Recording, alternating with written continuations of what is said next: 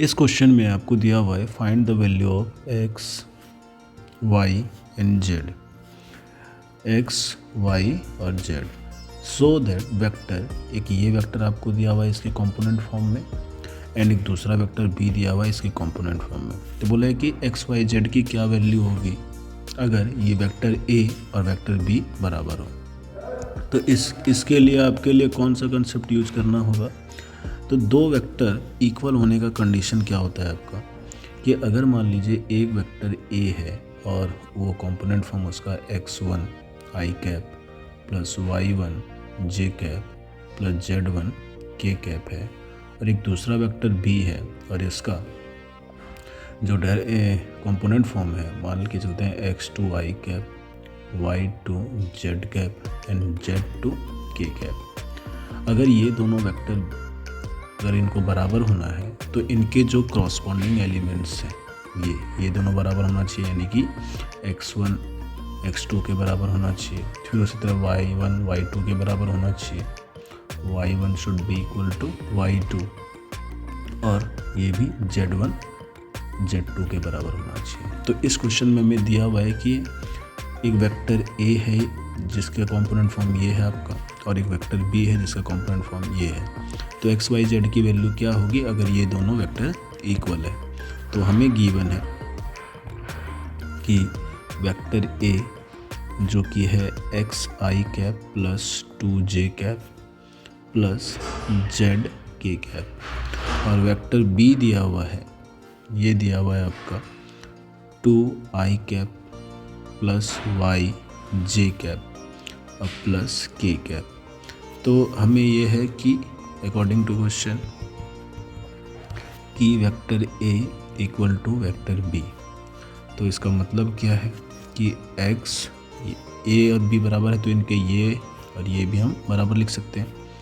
तो x I cap plus 2 J cap plus Z K cap में ये ए की वैल्यू रख दिया मैंने, और फिर ये बराबर की जगह पर बराबर और बी की value 2 I cap plus Y J cap plus K cap. अगर अब हम इसके कंपोनेंट को कंपेयर करें तो यहाँ पर x की जगह पर 2 है i वाला कंपोनेंट, फिर j वाले में 2 के जगह पर y है, और यहाँ z की जगह कुछ नहीं है तो 1 है। तो यहाँ से हमारी वैल्यू क्या क्या निकल गई कि x की वैल्यू हो गई आपकी 2, y की वैल्यू भी 2 और z की वैल्यू 1। तो ये हो गया आपका आंसर, x y z की वैल्यू निकल चुकी है। नेक्स्ट क्वेश्चन में हमें यहाँ दिया हुआ है कि एक वेक्टर ए है जिसका कंपोनेंट फॉर्म ये है, और वेक्टर बी है वो ये दिया हुआ है। इज, ये जो आपको साइन दिया हुआ है इसको मॉडुलस कहते हैं, modulus of vector A. Modulus of vector A मतलब कि मैग्नीट्यूड, यानी हमें यहाँ बोला है कि is magnitude of vector A equal to magnitude of vector B, क्या इनके मैग्नीट्यूड बराबर है, ये हमसे पूछा गया था। और ये भी पूछा गया क्या वेक्टर ए और बी इक्वल होगा कि नहीं होगा। तो इसे करने के लिए सबसे पहले हम गिवन है हमारे पास कि vector A equal to I cap plus 2 J cap, और हमको मैग्नीट्यूड निकालना है तो इसका यहाँ पर मैग्नीट्यूड भी हम साथ में निकाल लेते हैं। तो आपको मैग्नीट्यूड का फॉर्मूला पता होना चाहिए। अगर कोई वेक्टर ए अगर वो दिया हुआ है X I cap plus Y J cap plus Z K cap, तो अगर मुझे वेक्टर ए का मैग्नीट्यूड निकालना है तो इसका फॉर्मूला होता है स्क्वायर रूट अंडर ये जो इनके आगे के कंपोनेंट है इनका square, X square plus Y square plus Z square. Same यहाँ पर भी हम वही करेंगे, हालांकि यहाँ पर जेड वाला नहीं के वाला टर्म नहीं है तो कोई बात नहीं, एक्स और वाई है तो उसी को हम लोग रूट अंडर, यहाँ पर कुछ नहीं है तो कितना 1 का स्क्वायर और प्लस ये 2 का स्क्वायर, और अगर जेड नहीं है तो मतलब क्या वही 0 का स्क्वायर, तो 0 का स्क्वायर लिखो या ना लिखो कोई फ़र्क नहीं पड़ता। तो ये रूट के अंदर आपका हो गया ये 1 का स्क्वायर 1 और 2 का स्क्वायर कितना 4, और इसकी वैल्यू आ गई कितनी √5 यूनिट। इसके बाद हम उसी तरह वेक्टर बी की वैल्यू निकाल लेते हैं कि सिंस हमें वेक्टर बी दिया हुआ है वो है 2 I cap plus J cap, और मुझे इसका मैग्नीट्यूड निकालना है क्योंकि हमें इसी के बारे में रिलेशन दिया हुआ है। तो इसका मैग्नीट्यूड हो जाएगा आपका रूट अंडर 2 का स्क्वायर, और यहाँ कुछ नहीं है तो 1 का स्क्वायर, तो ये भी कितना आ जाएगा आपका 5 यूनिट आ जाएगा। तो हम देख रहे हैं दोनों का मैग्नीट्यूड इक्वल है, यस। तो पहला आंसर हो गया yes, magnitude of vector A equal to magnitude of vector B. अब हमें से ये पूछा गया था क्या वेक्टर ए और ये वेक्टर बी दोनों इक्वल है, ये वाला हिस्सा और ये वाला। तो वेक्टर इक्वल होने के लिए अभी हमने क्या पहले शुरुआत में कंडीशन पढ़ा था कि दो वेक्टर इक्वल तब होते हैं जब इनके कंपोनेंट भी इक्वल होंगे, करस्पॉन्डिंग जो कंपोनेंट हैं वो भी इक्वल होंगे। तो हम यहाँ पर देखते हैं इसमें कि जो इनके करस्पॉन्डिंग एलिमेंट हैं, जैसे कि यहाँ आई का जो कंपोनेंट है यहाँ 1 है और यहाँ पर बी वाले में आई का कंपोनेंट 2 है, यहाँ पर वाई वाला कंपोनेंट 2 है और यहाँ पर 1 है। तो करस्पॉन्डिंग एलिमेंट बराबर नहीं है। तो सिंस करस्पॉन्डिंग एलिमेंट्स या कंपोनेंट कह सकते हैं are not equal, so vector A not equal to vector B. इस क्वेश्चन में हमें यूनिट वेक्टर निकालना है जो कि इस वेक्टर के डायरेक्शन में होना चाहिए। कहने का मतलब ये है कि जो इस वेक्टर का डायरेक्शन होगा वही उसी डायरेक्शन में यूनिट वेक्टर निकालना है। तो इसका डायरेक्शन हम कैसे निकालेंगे जिसके डायरेक्शन में हमको यूनिट वेक्टर निकालना है?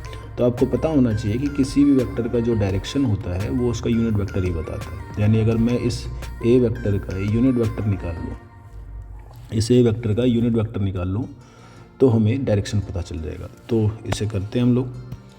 सबसे पहले हम लिखते हैं गिवन, हमें वेक्टर दिया हुआ है जिसके डायरेक्शन में हमको यूनिट वेक्टर निकालना है, वो वेक्टर ए है और उस ए की वैल्यू आपको दी गई है 2i cap plus 3j cap plus k cap. अब मुझे यूनिट वेक्टर इसका निकालना है ताकि मुझे डायरेक्शन पता चल जाए। तो यूनिट वेक्टर का फॉर्मूला क्या होता है? तो यूनिट वेक्टर को सबसे पहले ए कैप से डिनोट करते हैं और इसका फॉर्मूला होता है वेक्टर ए अपॉन में उसी वेक्टर का मैग्नीट्यूड। मैग्नीट्यूड को हम लोग इस तरह से डिनोट करते हैं, मैग्नीट्यूड मतलब उसकी वैल्यू। तो वेक्टर ए तो ये तो दिया ही हुआ है, इसको निकालने की ज़रूरत है। तो सबसे पहले अगर मैं इसको निकाल लूँ तो वेक्टर ए, तो वेक्टर ए किसी भी वेक्टर का मैग्नीट्यूड जो होता है क्या होता है? अगर मान लीजिए कोई वेक्टर दिया हुआ है तो और उसके कंपोनेंट फॉर्म में मान लेते हैं x I cap Y J cap plus Z K cap. तो इसका मैग्नीट्यूड क्या होता है आपका? तो स्क्वायर रूट अंडर तीनों के स्क्वायर का सम कर दो आप, तो वो हो गया X square plus Y square plus Z square. ये मैग्नीट्यूड का फॉर्मूला होता है। तो यहाँ पर भी ऐसे ही करेंगे, तो स्क्वायर रूट और इसके अंदर कौन कौन है? एक्स की जगह पर ये हो गया, जे का जो कंपोनेंट है वो वाई हो गया और के का कंपोनेंट कुछ नहीं है तो यहाँ पर 1 है। तो यहाँ हो जाएगा 2 का स्क्वायर प्लस 3 का स्क्वायर प्लस 1 का स्क्वायर। और फाइनली यहाँ पर हमारे पास इसको कैलकुलेट करने पर कितना आ जाता है? तो 4, 9, 13 एंड 14, तो रूट अंडर 14 आ गया आपका यूनिट। अब ये आ गया। अब हमें फाइनली निकालना है unit vector. Unit vector A बराबर क्या होता है? वेक्टर ए और अपॉन में वेक्टर ए का मैग्नीट्यूड। तो वेक्टर ए की वैल्यू हमारे पास क्या है? तो वेक्टर ए हमारा ये है, ये दिया हुआ है, तो ये यहाँ पर हमने यहाँ लिख दिया।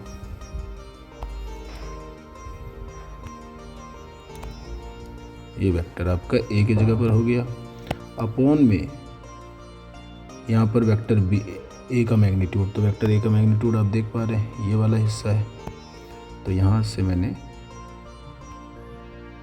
अपॉन में इसे यहाँ डाल दिया। अब इक्वल की जगह पर इक्वल है। अब इसको फाइनल, तो ये रूट 14 है डिनोमीटर में, तो इस हमें पता है कि ये 2 के नीचे भी होगा, 3 के नीचे भी होगा और 1 के नीचे भी होगा। तो इसको हम लिख सकते हैं यूनिट वेक्टर ऑफ ए, तो कितना 2 upon root 14 I cap plus 3 upon root 14 J cap plus 1 upon root under 14 K cap. ये आपका यूनिट वेक्टर निकल गया। और हमें देखिए क्या निकालना था? यूनिट वेक्टर ही निकालना था आपको।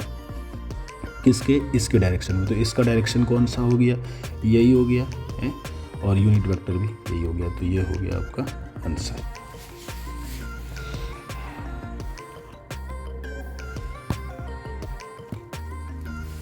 में हमें एक वेक्टर फाइंड करना है और जिसका डायरेक्शन हमें दिया हुआ है कि हमें इस वेक्टर के डायरेक्शन में उस वेक्टर को निकालना है।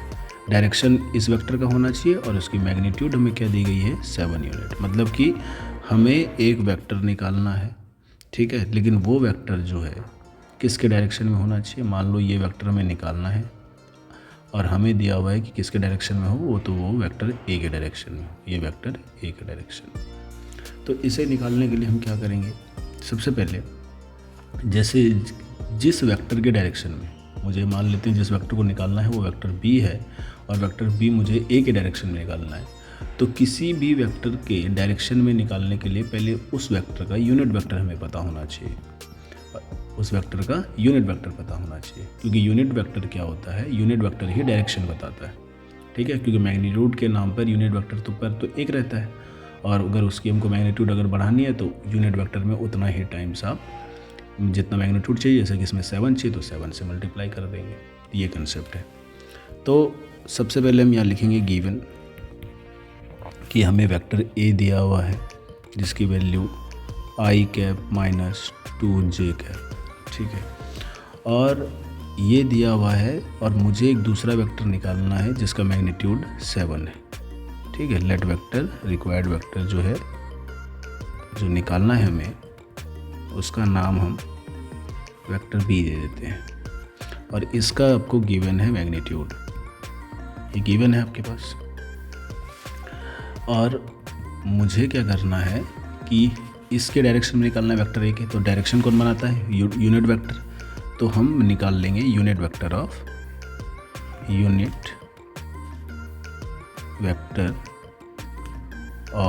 Vector A.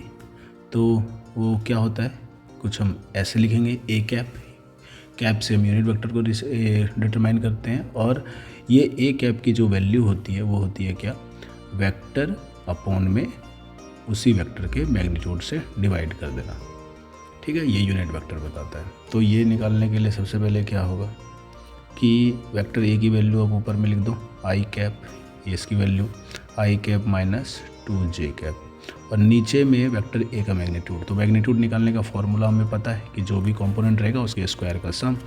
तो यहाँ कुछ नहीं है तो यहाँ 1 है, यहाँ कुछ नहीं है तो -2 तो दिख रहा है, सॉरी, ठीक है। तो ये 1 का स्क्वायर और प्लस -2 का स्क्वायर।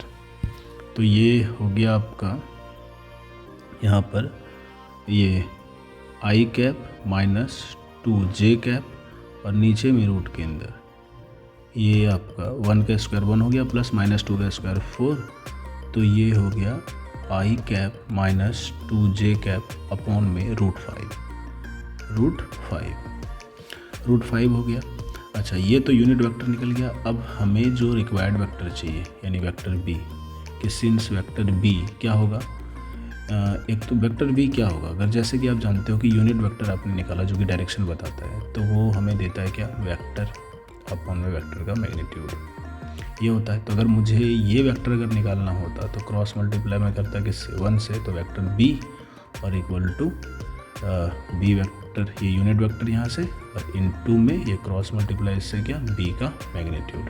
तो सेम अगर मुझे यहाँ बी चाहिए तो मुझे क्या करना पड़ेगा, यूनिट वेक्टर यानी मतलब कोई वेक्टर चाहिए तो मुझे क्या लेना पड़ेगा, डायरेक्शन, एक तरह से ये भी कह सकते हैं आप, डायरेक्शन और इनटू में magnitude,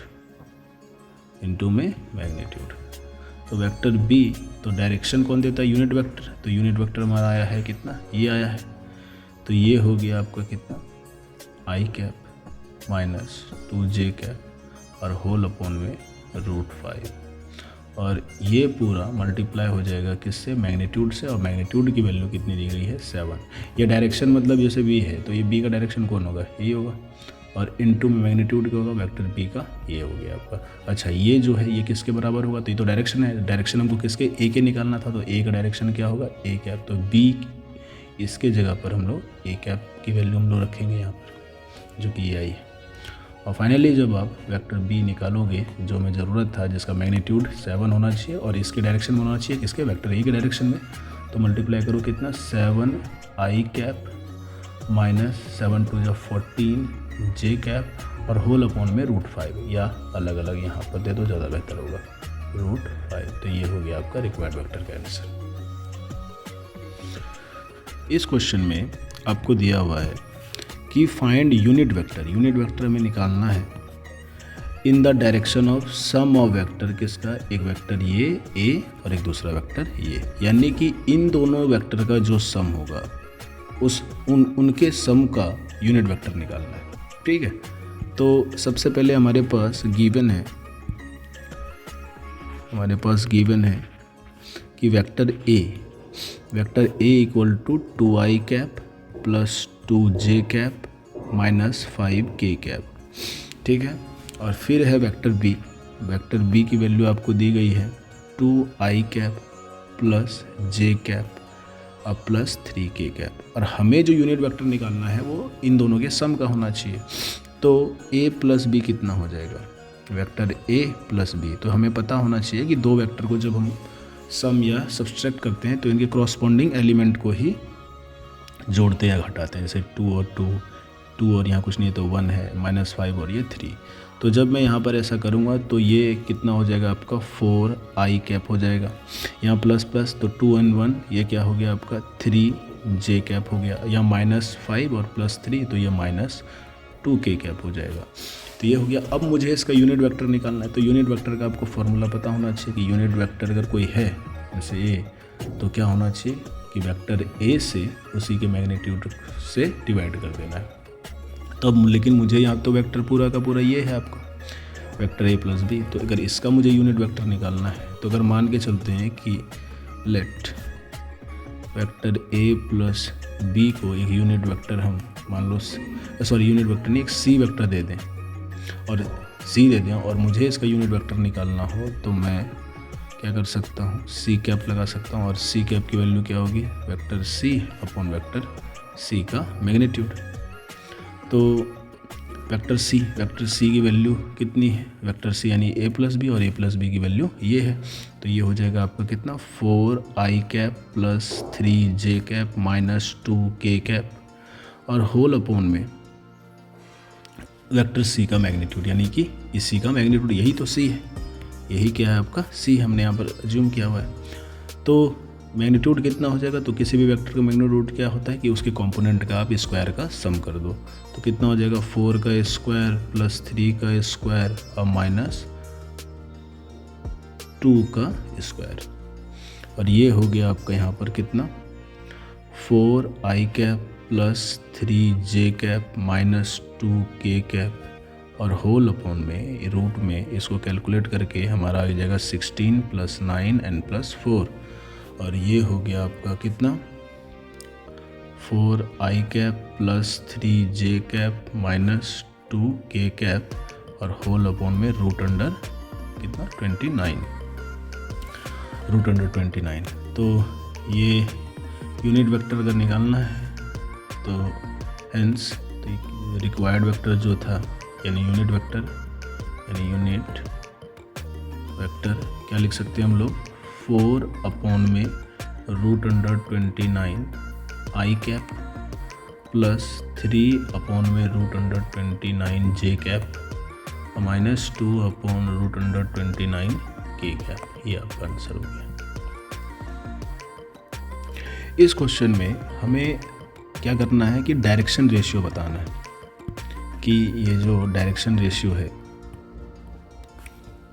right the direction ratio, लेकिन किसका डायरेक्शन रेशियो, इस वेक्टर का, एंड फिर कैलकुलेट हमें करना है क्या, उसके डायरेक्शन कोसाइन।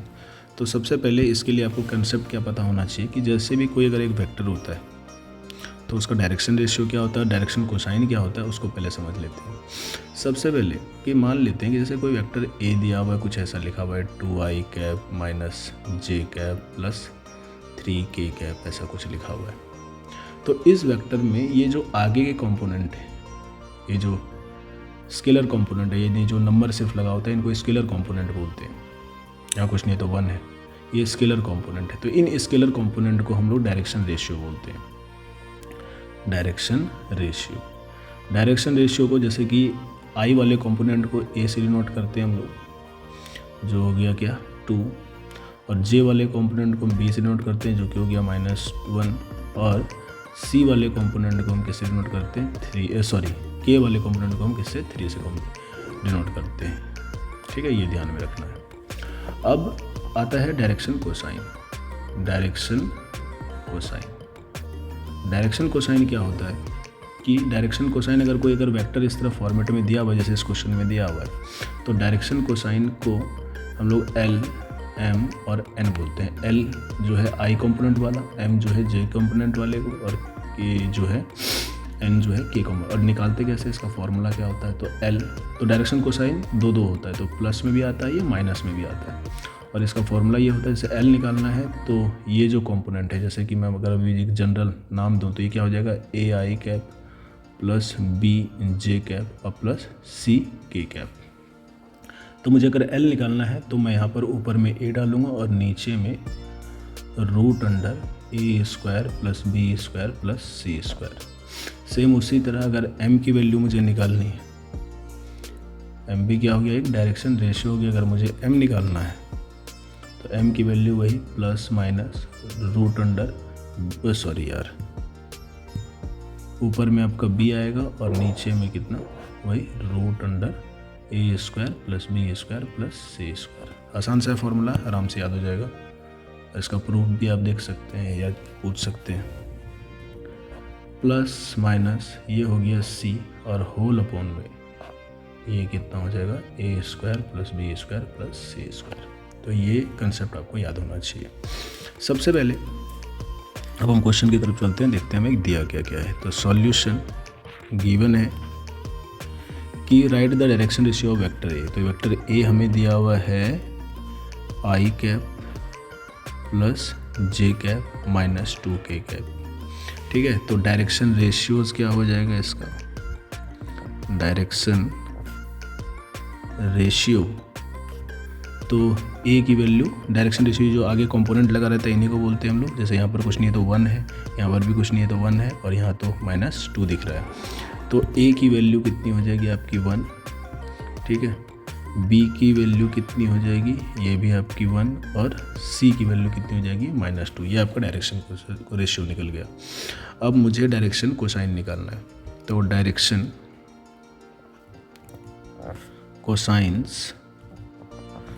कोसाइन जैसे कि पहला जो हो गया एल का फॉर्मूला होता है आपका क्या, प्लस और माइनस ए अपॉन में root under A square plus B square plus C square. उसी तरह जब आप एम की वैल्यू निकालोगे तो यही सारा टर्म रहेगा, बस ऊपर में चेंज हो जाएगा आपका क्या, बी, कुछ इस तरह से। ये आपको यहाँ पर हो गया बी। और फिर अगर वही आप एन की वैल्यू निकालो तो एन इक्वल टू यही सेम हो जाएगा, बस ऊपर का चेंज हो जाएगा क्या, सी। तो आप निकाल सकते हो। अगर एक बार आपने ए बी सी स्क्वायर सब में है तो सबसे पहले हम लोग निकाल लेते हैं क्या, root under A square plus B square plus C square की वैल्यू। तो वो हो जाएगा आपका कितना, ए का 1 है और ये बी की वैल्यू भी 1 है और सी की वैल्यू -2, इसका स्क्वायर। अब यहाँ से ये आपका हो गया, एक का स्क्वायर एक ही, ये भी एक ही, और ये प्लस का कितना 4 हो गया। तो हो गया आपको इतना √6 यूनिट हो गया।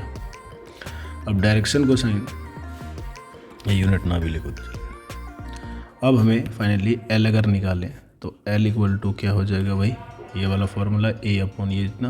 तो ए की वैल्यू कितनी है, 1 है, तो 1 अपॉन में √6। फिर उसी के बाद अगर आप एम की वैल्यू निकालो, ठीक है, तो ये हो जाएगा, तो ये क्या हो जाएगा, एम की वैल्यू बी अपॉन में root under A square B square. तो बी की वैल्यू भी कितनी है, 1 है, तो 1 अपॉन √6। और उसी तरह एन की वैल्यू निकालोगे तो एन कितना था, -2 था और नीचे में √6 था। तो ये आपका एक आंसर ये हो गया और एक डायरेक्शन रेशियो का ये हो गया। इस क्वेश्चन में दिया हुआ है find vector joining the point, find the vector joining the point. एक पॉइंट ये है और एक पॉइंट ये है, डायरेक्टेड है P से Q तक। तो हमें इसमें फाइंड द वेक्टर निकालना है, और उस वेक्टर के जो जॉइनिंग पॉइंट्स हैं, यानी एक लाइन के जो जॉइनिंग पॉइंट्स हैं वो P और Q है, और डायरेक्शन इसमें दिया हुआ है कि डायरेक्शन जो है वो P से Q तक है। तो डायरेक्शन P से Q तक है, मगर मैं एक लाइन बोलूँ तो ये आपका कुछ इस तरह से होगा कि एक ऐसे लाइन गई हुई है, और एक पॉइंट जो यहाँ पर है वो P मान लेते हैं, और जो दूसरा पॉइंट है वो Q है। इन दोनों पॉइंट का कोऑर्डिनेट आपको दिया हुआ है 2, 3, 0, और इसका कोऑर्डिनेट दिया हुआ है कितना, -1, -2 और -4, ये दिया हुआ है। और डायरेक्शन दिया हुआ है कहाँ, P से Q तक दिया हुआ है, तो ये रहा डायरेक्शन P से Q तक, ठीक है। तो P से Q जब डायरेक्शन दिया हुआ है और वेक्टर निकालना हो, तो इसका एक जनरल कंसेप्ट आप समझ लो। जब भी आपको कोई दो पॉइंट का जॉइनिंग पॉइंट दिया हो, जैसे कि एक पॉइंट P है, यहाँ पर x1, ये y1 और ये z1, और दूसरा पॉइंट Q है, अगर इसका पॉइंट x2, y2 और ये z2 मान के चलते हैं, तो इस PQ को अगर मुझे वेक्टर के फॉर्म में लिखना होगा, वेक्टर के फॉर्म में, तो फॉर्मूला होता है हमारे पास क्या, x2 minus x1 i cap plus y2 minus y1 j cap और plus z2 minus z1 k cap. तो यही कंसेप्ट हम लोग यहाँ पर यूज करेंगे। सॉल्यूशन हमें गिवन है P, हमें गिवन है P, इसका कोऑर्डिनेट को हम लोग x1, y1 और z1 मान के चल रहे हैं। तो यहाँ पर दिया हुआ है मैं x1 की वैल्यू 2, y1 3 और z1 0, और फिर वही दूसरा पॉइंट आपका Q है, जिसमें x2 कोऑर्डिनेट मान लेते हैं, y2 और z2 मान लेते हैं। तो Q में x2 की वैल्यू आपके पास -1 है, y2 की वैल्यू -2 है और z2 की वैल्यू -4 है। डायरेक्शन P से Q है, तो मुझे निकालना है P Q वेक्टर, P से Q, ना कि Q से P, ठीक है, ये नहीं निकालना है, P से Q निकालना है। तो P से Q का फॉर्मूला हमें पता है, ये चीज़ होगा x2 माइनस x1। तो ये जो है ये x2 की जगह पर है, तो क्या होगा, -1 और -2, ये हो गया i कैप, प्लस फिर y2 की वैल्यू -2 और y1 की वैल्यू ये माइनस ही होगा, तो ये -3 यहाँ पर हो गया, तो ये हो गया कितना, j कैप। फॉर्मूला क्या है, माइनस का है, तो माइनस यहाँ करेंगे तो -3 होगा। अब प्लस यहाँ पर आपका -4 और -0, और ये हो गया आपका k कैप। तो यहाँ से आपको PQ वेक्टर जो मिला वो यहाँ से हो जाएगा -3 i कैप और -5 का j कैप, और ये माइनस का 4 k कैप, ये मिला PQ वेक्टर, ठीक है। ये हो गया आपका। इस क्वेश्चन में हमें ये दिया हुआ है कि दो पॉइंट है, एक P और एक Q, जिनका पोजीशन वेक्टर हमें दिया हुआ है OP का, P का पोजीशन वेक्टर OP जो ये है, और पॉइंट Q का पोजीशन वेक्टर OQ जिसकी वैल्यू a प्लस b है। तो हमें निकालना है find the position vector of R, यानी R की पोजीशन वेक्टर निकालनी है।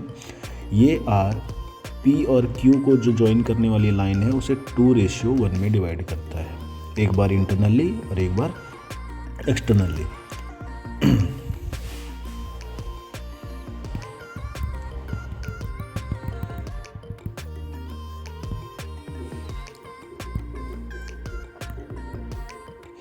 इस क्वेश्चन में दो पॉइंट P और Q है, जिनका पोजीशन वेक्टर हमें दिया हुआ है। पोजीशन वेक्टर मतलब ओरिजिन से वेक्टर, जो कि OP है जिसकी वैल्यू 3a - 2b है, और जो दूसरा पॉइंट Q है इसका पोजीशन वेक्टर OQ जिसकी वैल्यू a प्लस b है। अब हमें आगे दिया हुआ है कि find the position vector of point R की पोजीशन वेक्टर निकालनी है जब ये R PQ लाइन को, यानी PQ वेक्टर को 2:1 में डिवाइड करता है, एक बार इंटरनली और एक बार एक्सटर्नली। तो हमें इस क्वेश्चन को सॉल्व करने के लिए कौन सा फॉर्मूला पता होना चाहिए, तो इसको एक बार डायग्राम पे देखते हैं। जैसे कि हमारे पास ये हो गया x एक्सिस और ये हो गया आपका y एक्सिस, इसे मैं सीधा कर देता हूँ थोड़ा सा, और एक तीसरा एक्सिस आपने z यहाँ से निकाल लिया। ये मैंने तीनों को पॉजिटिव लिया हुआ है, आप नेगेटिव भी ले सकते हो, ठीक है, यहाँ पर z, ये हो गया ओरिजिन। अब हमें जैसा बोला गया है कि एक पॉइंट P है, मान लेते हैं ये P पॉइंट है, और एक पॉइंट Q है, एक पॉइंट Q है, P एंड Q, और P का पोजीशन वेक्टर आपको दिया हुआ है OP, यानी यहाँ O है, ओरिजिन हो गया यहाँ से OP, और Q पॉइंट का पोजीशन वेक्टर यहाँ से OQ।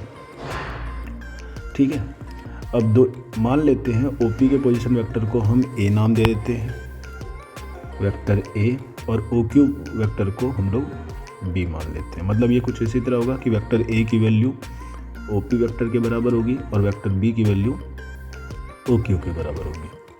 और हमें क्या बोला गया है कि P से जो Q पॉइंट तक लाइन गई हुई है, P से Q, यानी ये वाली लाइन P से Q, ये लाइन यहाँ पर है। अब बीच में बोला गया है कि एक पॉइंट है R, तो बीच में हम मान लेते हैं कहीं ये पॉइंट है R, इस जगह मान लेते हैं हम लोग, ये पॉइंट हो गया आपका R, और इस R पॉइंट की पोजीशन वेक्टर क्या हो जाएगी OR, जिसे आप जस्ट R के नाम से भी रिप्रेजेंट कर सकते हैं। तो मुझे OR फाइंड करना है, R हमें निकालना है, और हमें दिया यह है कि इस R की वजह से ये P से R तक और R से Q तक दो रेशियो में बटा हुआ है, जिसको M1 और इससे M2 मान लेते हैं, जिसकी वैल्यू आपको दी गई है 2:1, यानी 2:1 का मतलब हो गया आपका M1 की वैल्यू 2 और M2 की वैल्यू 1। हमेशा M1 किस तरफ लेना है, जिधर जहाँ से स्टार्ट हो, जैसे P1 अगर इसका कोऑर्डिनेट x1, y1 और z1, हालांकि यहाँ कोऑर्डिनेट से कोई मतलब नहीं है, और इस Q पॉइंट का कोऑर्डिनेट होता x2, y2 और z2। तो जिधर 1 वाला रहेगा उधर M1 और जिधर 2 वाला रहेगा उधर M2। तो ये करने के बाद अब हमारे पास फॉर्मूला जब हम निकालते हैं किसका, OR यानी पोजीशन वेक्टर जो B आता है यहाँ पर, दो तरह से निकालते हैं। जब ये डिवीजन इंटरनली हो, यहाँ पर देख पा रहे हैं कि R जो है PQ के अंदर है, तब यहाँ से R यानी कि R पॉइंट का पोजीशन वेक्टर R, या उसको आप OR भी कह सकते हो, इसकी जो वैल्यू होगी, इसका फॉर्मूला होता है, इसका फॉर्मूला ऐसा होता है कि M1 vector B plus M2 vector A और होल अपोन में M1 प्लस M2। आप यहाँ पर ये जो A है, आप इसे अगर यहाँ पर A1 बना दें और इसे A2 बना दें तो फॉर्मूला याद करना और आसान हो जाएगा। तो जैसे कि यही वाला चीज़ क्या बन जाता है, या कि vector R equal to M1 A2 vector plus M2 A1 vector और होल अपोन में M1 प्लस ये M2 हो जाता। लेकिन ये फॉर्मूला तब लगाएंगे जब जो पॉइंट है R, इसने अंदर से इंटरनली डिवाइड किया होगा। लेकिन अगर कंडीशन ऐसा होता कि सेम वही यहाँ पर हम x एक्सिस लेते और ये आपका यहाँ पर y एक्सिस, x एक्सिस, ये y एक्सिस, और यहाँ से हमने ये z एक्सिस निकाल दिया, ये आपका यहाँ पर ओरिजिन हो गया। और सेम उसी तरह यहाँ पर एक पॉइंट होता, पहले मान लिया आपने यहाँ पर क्या P पॉइंट मान लिया, फिर यहाँ पर एक Q पॉइंट मान लिया, तो ये रहा P का पोजीशन वेक्टर यानी OP, जिसे हम जनरल नाम से A से डिनोट करते हैं, या A1 लिख लो आप, ज़्यादा बेहतर है। और जो Q पॉइंट है, इसका पोजीशन वेक्टर हम B मान लो, या आपकी मर्जी है A2 मान लो, जो आप मान सकते हैं, कोई एक लिख लेना। और इस बार क्या बोला गया है कि जो PQ को लाइन ज्वाइन करनी होती, तो ये लाइन तो ये हो गया, लेकिन इस बार जो R पॉइंट है वो अंदर से डिवाइड नहीं कर रहा है, वो कर रहा है बाहर से कहीं से। तो मान लेते हैं बाहर में वो पॉइंट कहीं पर यहाँ पर है वो R पॉइंट, और इस R पॉइंट की वजह से अगर आप मैं यहाँ से ज्वाइन कर दूँ इसको डॉट से ऐसे यहाँ से, तो क्या हुआ है, यहाँ से यहाँ तक, ठीक है, P से R तक, इस हिस्से को हम m1 मानेंगे और फिर ये जो Q से R तक है इस हिस्से को हम m2 मानेंगे रेशियो के हिसाब से। तो इस R पॉइंट की वजह से ये जो रेशियो बटा है ये कितने में हो गया है m1 एंड m2। ठीक है, तो अगर ये हमें तो दिया ही हुआ है ये 2:1, तो हमें इस बिहाफ पर हमें किसकी पोजीशन वेक्टर निकालनी है, R की पोजीशन वेक्टर निकालनी है, यानी ये वाला यहाँ से। और इसको आप OR बोल दो या जस्ट R बोल दो। तो इस बार R पॉइंट ने PQ लाइन को बाहर से डिवाइड किया है कितने रेशियो में, m1:m2 में। तब जाकर के इसका फॉर्मूला क्या बनेगा, और यहाँ हो जाएगा m1 - m2। इसका अगर प्रूफ जानना है तो आप हम मांग सकते हैं, फिलहाल अभी डायरेक्ट फार्मूला। तो ये फार्मूला होता है अभी, लेकिन ये वाला कब लगाएंगे, जब इस R पॉइंट ने बाहर से डिवाइड किया हो लाइन को, और ये वाला फार्मूला कब लगाएंगे, जब पॉइंट R ने इंटरनल डिवीजन किया हो। तो अब इस क्वेश्चन को हम लोग करते हैं, फार्मूला हमें पता है। तो सबसे पहले सॉल्यूशन, पहला A दिया हुआ है आपको, A यानी कि OP वेक्टर, वो किसकी वैल्यू क्या है 3A वेक्टर -2B। अब थोड़ा सा यहाँ पर ध्यान रखने कि यहाँ भी A यूज हुआ है और हमने भी A मान लिया है, तो इसको थोड़ा सा चेंज हम कर लेते हैं, हम इसे कैपिटल E के नाम से डाल देते हैं ताकि कन्फ्यूजन ना हो, कैपिटल A। ठीक है, या ध्यान में रखना है, ज़रूरी नहीं है लिखना, बस ध्यान में रहे कि ये जो होगा फॉर्मूले में जो वेक्टर ये आया है A या A1 उसको मान लेते हैं। ठीक है, या आप इसको ऐसे कर लो, ये A1 मान लो। ठीक है, ये A1 वेक्टर हो गया। और उसी तरह जो दूसरा OQ यानी पॉइंट Q का पोजीशन वेक्टर OQ दिया हुआ है, इसे आप क्या मान सकते हैं, A2 मान सकते हैं, जैसे वेक्टर B भी जिसे बोलते हैं आप। इसमें कंफ्यूज नहीं करना है, ताकि बस मैंने यहाँ रिपीट हुआ था इसलिए मैंने A2 और A1 डाला। यह होने के बाद अच्छा, फिर तीसरा आपको क्या दिया हुआ है, m1:m2 दिया हुआ है, तो ये है कितना 2:1। तो हमें निकालना क्या है, R निकालना है, यानी कि R पॉइंट का पोजीशन वेक्टर OR ये निकालना है आपको। तो लेकिन कब, जब इसने क्या किया हो, इंटरनल डिवीजन किया हो। ठीक है, when division is internal then position vector of R ये होता है आपका कितना, m1:a2 vector plus m2:a1 vector, या ठीक है, और यहाँ पर आपका m1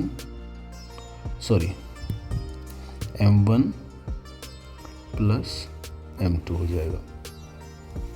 तो वैल्यू आप रखें सबकी। तो यहाँ पर m1 की वैल्यू 2 है, तो ये 2, और a2 की वैल्यू कितनी है, ये वाली है। ठीक है, जो कि है क्या, vector A plus vector B, ये मल्टीप्लाई में हो गया, प्लस m2 की वैल्यू कितनी है, 1 है, यहाँ पर मैंने 1 डाला। और A1 की वैल्यू कितनी है, तो A1 भैया आपका ये वाला है 3A - 2B, तो 3A - 2B। अब इसे सिंप्लीफाई करते हैं, लेकिन उससे पहले m1 प्लस m2 डाल देते हैं, तो ये हो जाएगा 2 + 1, m1 की वैल्यू 2 और m2 की वैल्यू 1। तो यहाँ से R वेक्टर की वैल्यू निकली है 2A, मल्टीप्लाई करेंगे इसको इससे, फिर सेम उसी तरह 2B, और 1 से मल्टीप्लाई यहाँ पर इनमें करने पे थी तो सेम ही रहने का है 3A - 2B, और यहाँ पर आपका ये हो गया 3। अब 2B से तो 2B कट गया ये आपका, और ये हो गया R की वैल्यू कितनी 3A 5A अपॉन में 3। तो ये हो गया पोजीशन वेक्टर ऑफ किसकी, R की, जब वो इंटरनल डिवीजन होगा। OR कितना 5A वेक्टर अपॉन में 3। ये आपका फर्स्ट पार्ट का आंसर हो गया। अब चलते हैं इसके सेकेंड पार्ट की तरफ। सेकेंड पार्ट में डिवीज़न क्या था, एक्सटर्नल था। डिवीज़न जो डिवाइड किया था पॉइंट R ने, आप देख पा रहे हैं यहाँ पर ये R पॉइंट ने पी क्यू को कहाँ बाहरी पॉइंट से, पी क्यू के अंदर नहीं है वो लाइन कहीं, वो बाहर में है ये पॉइंट आर, तो वो डिवाइड कर रहा है। डिवीजन यहाँ पर क्या है, एक्सटर्नल हो रहा है। जब डिवीजन यहाँ एक्सटर्नल हो रहा है तो हमारे पास फार्मूला है, और हम क्या लिख सकते हैं कि जैसे वेक्टर आर यानी कि ओ आर की पोजीशन वेक्टर जब डिवीजन एक्सटर्नली हो, तो यहाँ पर जैसे बी है, बी की जगह पर मैं क्या भाई A2 लिख सकता हूँ, बी लिखो या A2 लिखो, और फिर यहाँ पर M1, फिर माइनस A1, और ये हो A1 वेक्टर, और ये हो गया आपका M2, और नीचे में आपका हो जाएगा M1 minus M2। Value put करें, A2 की वैल्यू है आपके पास, तो A2 हमारा यहाँ था, A2 की value A plus B, vector A plus vector B, और M1 की वैल्यू जो है, M1 की वैल्यू 2 है, माइनस A1 की वैल्यू कितनी है, तो वो है 3A माइनस 2B है, 3A माइनस 2B, और इनटू में M1 ये कितना है 1 है, फिर यहाँ पर आपका M1 माइनस M2 यानी 2 माइनस 1, तो ये इक्वल टू क्या हो जाएगा, तो 2A plus 2B minus 3A और प्लस माइनस माइनस ये प्लस का 2B, क्योंकि एक से मल्टीप्लाई करने पे यही रहने का है, और यहाँ पर आपका बच जाएगा कितना 1।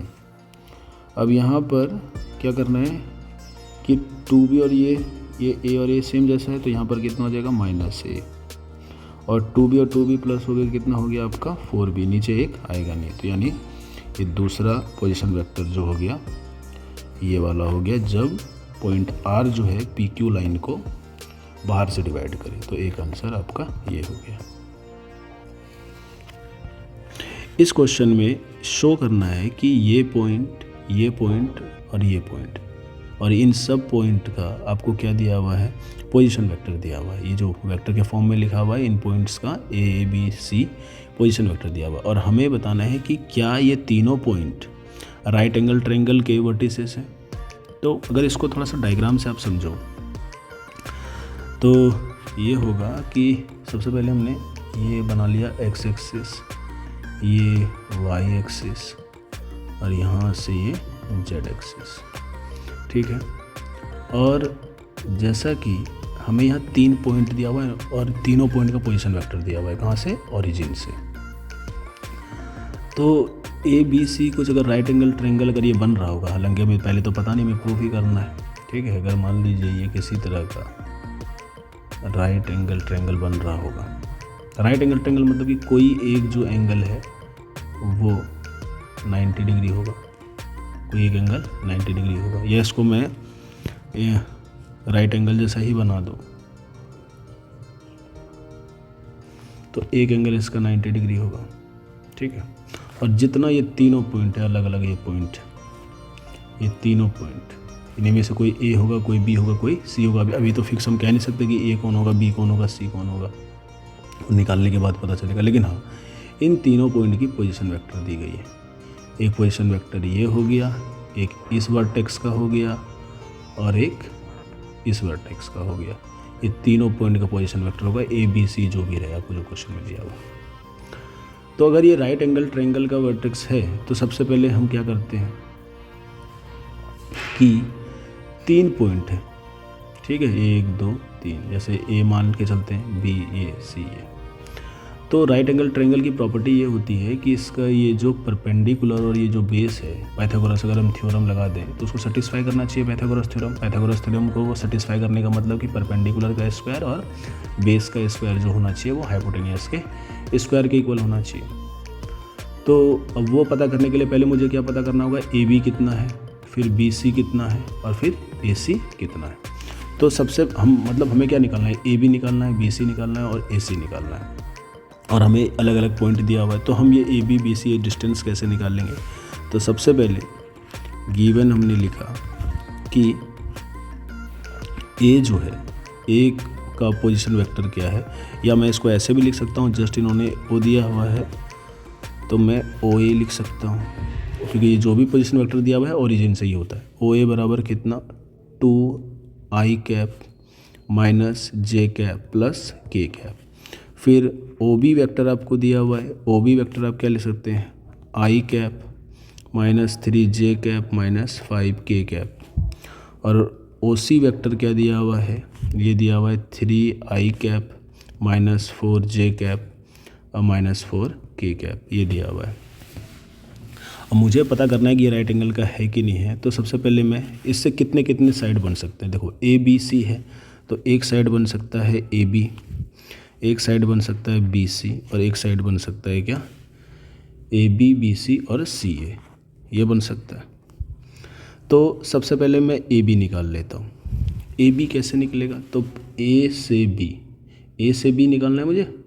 तो ए से बी यानी इसके जो, याद रहे कि जब दो, जैसे कि इसका कोऑर्डिनेट, इसका जो ये दिया हुआ था आपको पॉइंट ए का ये, तो ये इसके जो डायरेक्शन रेशियो हैं ये एक्चुअल में किसको रिप्रेजेंट करते हैं, इसके कोऑर्डिनेट को। यानी ए का जो कोऑर्डिनेट होगा वो हो जाएगा आपका कितना 2 और -1 और ये कितना -1, ठीक है। उसी तरह बी का कोऑर्डिनेट क्या हो जाएगा आपका, बी का कोऑर्डिनेट हो जाएगा 1 -3 -5। सी का कोऑर्डिनेट कितना हो जाएगा 3 -4 और माइनस, ये हमेशा याद रखना है। अगर पोजीशन वेक्टर दिया है तो बिल्कुल आप इस पॉइंट को ऐसे वैल्यू रख सकते हैं।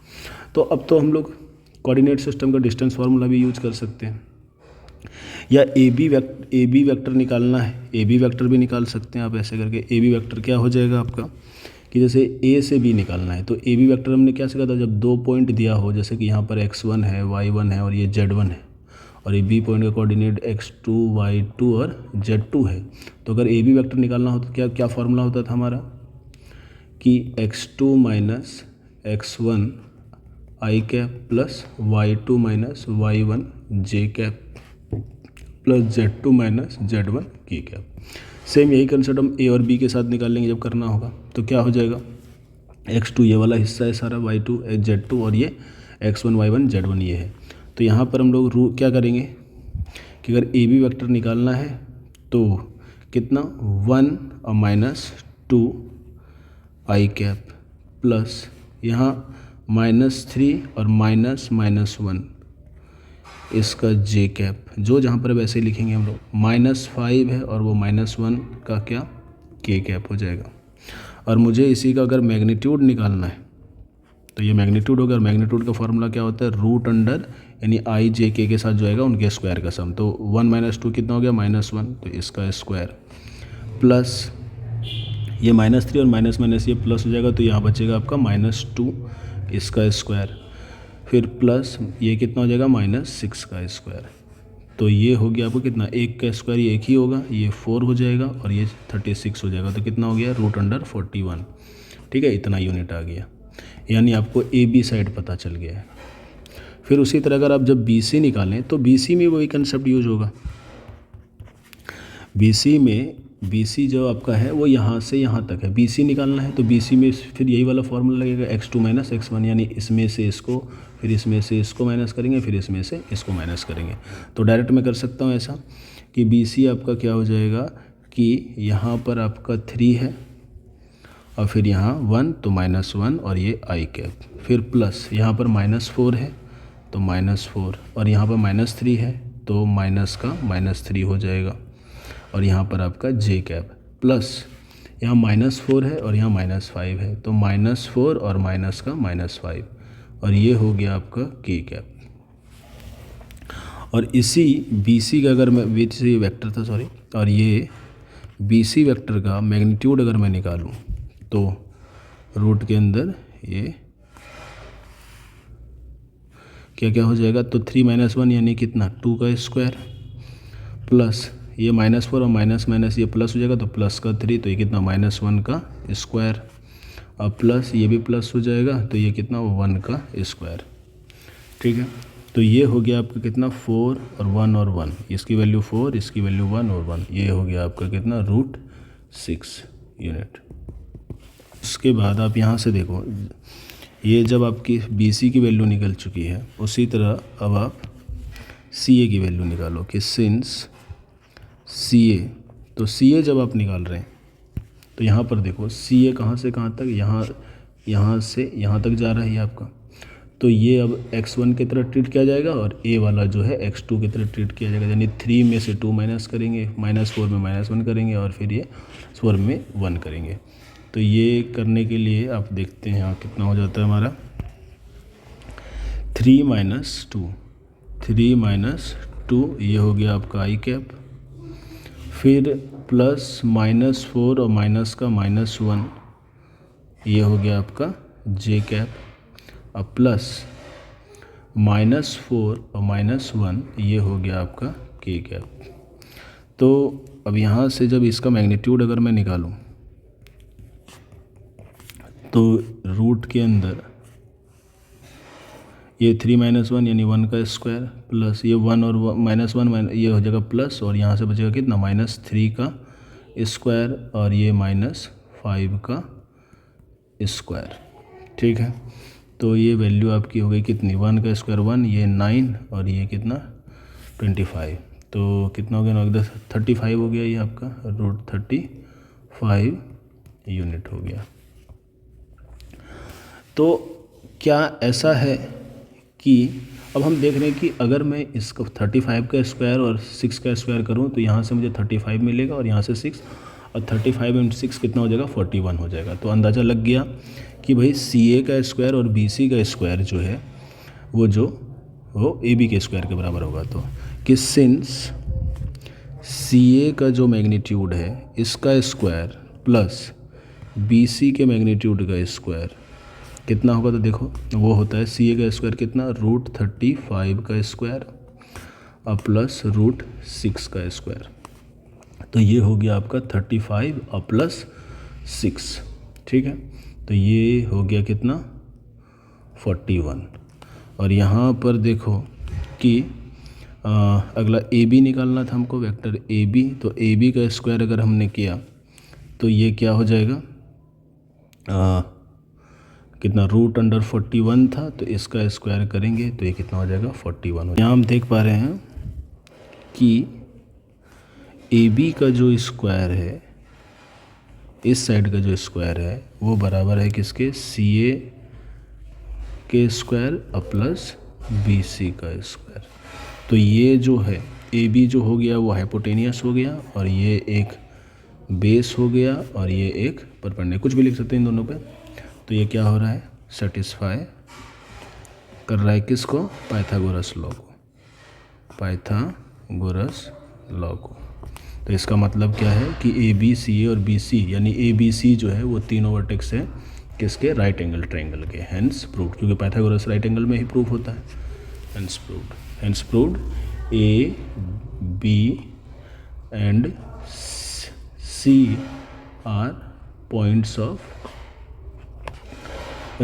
या वर्टेक्स, या इसको वर्टेक्स भी कह सकते हैं, vertex of right angle triangle, right angle triangle.